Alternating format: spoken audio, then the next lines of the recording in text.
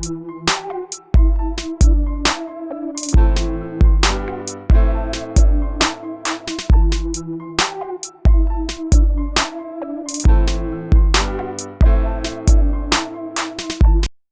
live pro Jan Media TV yonna gy'osinziira tukwebaza okubanga ku mukutu obeerako mwabatabeera ku Twitter musubwa ebintu bingi kyova olaba nti ffe twewaayo okubanga tubibaleetera naye bw'oba gy'oli ku Twitter osobola okunfollowinga @projanupdates osobola okubanga onfuna.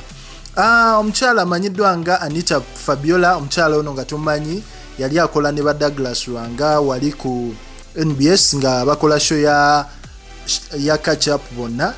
Omukyala ono yavuddeyo olunaku olwaleero ku Twitter napostinga natweetinga ngagezaako kakasa ensi nti kyaddaaki essaawa etuuse azaale ku baana.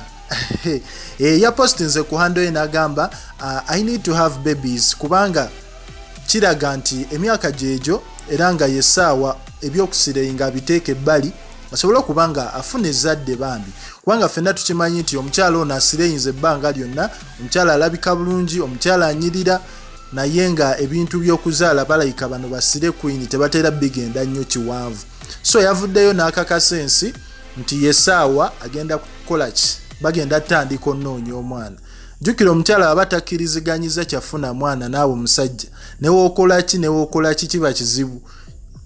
Kyovala nti ye yasazeewo ensonga eyo bagikwasaganye asobole okubanga naye yeefunira ku zadde.